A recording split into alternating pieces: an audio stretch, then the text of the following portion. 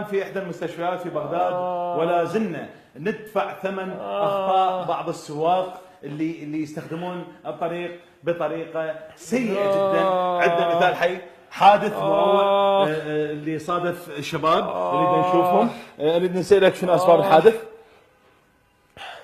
استاذ انا اريد اناشد استاذ. انت نفسك من المناشدات؟ استاذ ما عرفتني. استاذ شلون اعرفك كذا الكدمات بسويتك سكسوكه؟ استاذ والله ذول اللي بالشارع السواق راح يموتونه. اريد احكي له بقلب استاذ. احكي، الكاميرات كلها قدامك، احكي. استاذ بس طلب اخير قبل ما احكي. تفضل. الموسيقى تطلع وياي يجي، وصار كم حلقه ما تطلع. لا تخاف، ما نطلع لك اياها، دلل. اريد اسمعها. بالمونتاج. اوكي يلا تفضل. يعني احنا طابقين بازدحام، الدق هورن وراي ليش؟ ترى والله العظيم صاعد سايبه مو اف 16 حتى طير. الله اكبر عليك.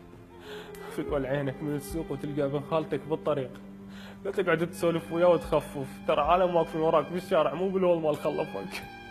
اخ عيني ابو المرور، فدول عينك. يا سياره اللي تفوت تسجل رقمها، يا سياره اللي تفوت تسجل رقمها. تريد تلعب دمبله لو ضابط مرور انت الخاطر. الله لا تجهد نفسك، لا تجهد نفسك. اخ مرهام تكرس حاب. كرس عيني كرس.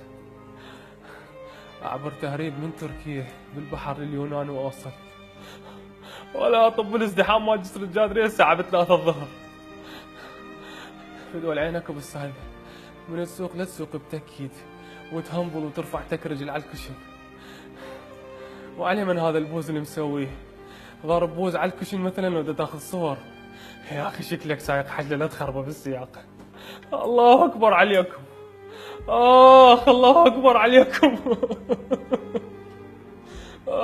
كرس مرغام كرس.